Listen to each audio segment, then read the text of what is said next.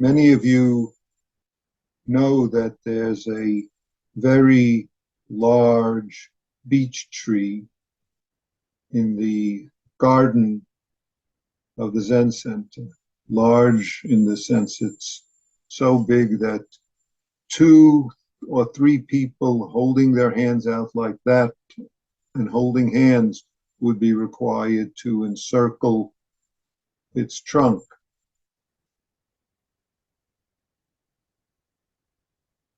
It's an old tree. It's been there for quite a while. One day this week, a major branch broke off from the tree without any warning, if I say it in such a way, crashed down on the fence and on the sidewalk and across Green Street, cutting off both lanes, coming and going east to west, both lanes. That large of a branch. Fortunately, there were no cars and no people underneath it. There's a crew from the city came out and eventually cut off the pieces that were on the sidewalk, or the piece of the branch that was on the sidewalk and across the 2 lanes of the road so that traffic could resume. There'll be some pictures posted on the Prairie Zen Center website showing the branch or the part of it. Time swiftly passes, and as I said, discussing the closing gatha, this life, death, swiftly passes, arises and passes.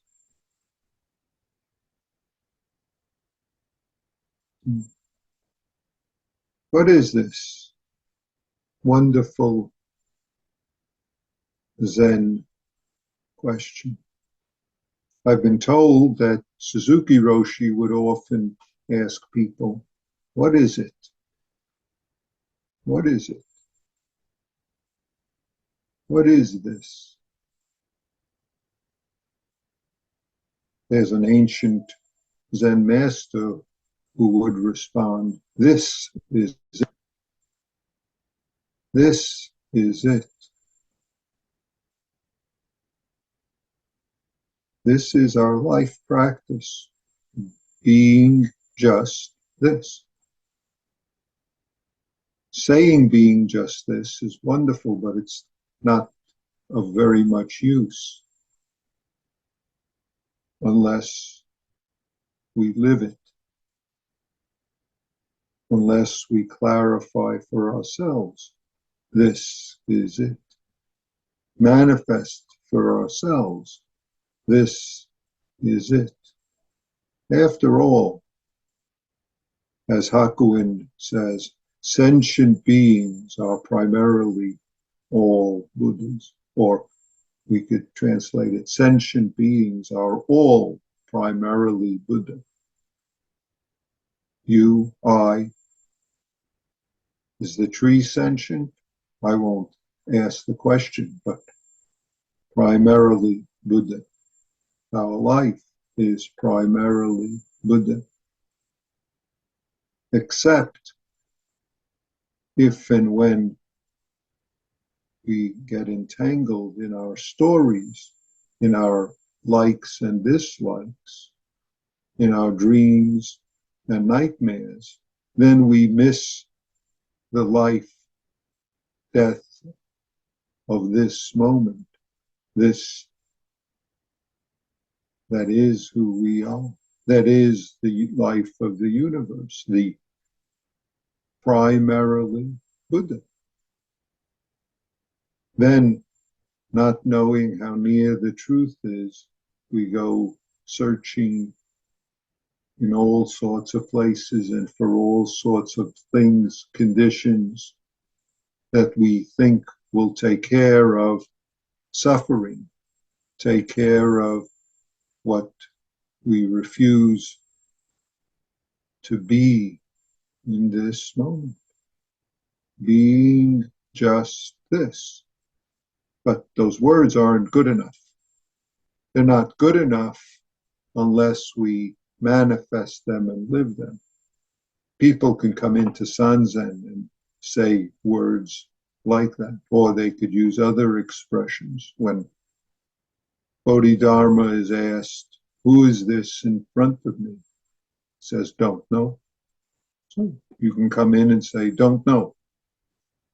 But unless you live the don't know, unless you manifest it, clarify it, free yourself of the attachment to the words and phrases, especially to your likes and dislikes, you can walk out of Sanzen having said don't know, and all of a sudden, no, I'm upset with him. 20 years ago, they did that to me. Oh, 30 years ago, they did that to me. Oh, those people, those. And don't know is useless trash coming out of our mouth. Not knowing how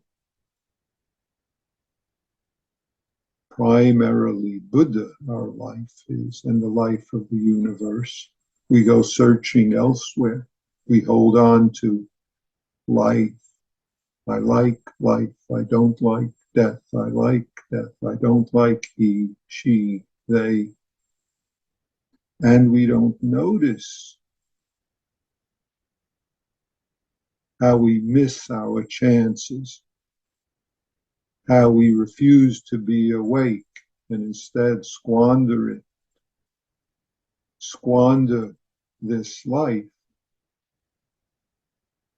in our dreams and stories, thoughts, reactions, fears, believing those. So the tree standing, wonderful Buddha. The tree crashing down, or at least a major branch of the tree crashing down, wonderful Buddha action. Who knows what will be with the tree in the garden? Is it going to be there? Is it going to have to be cut down? We would investigate such matter. This is it.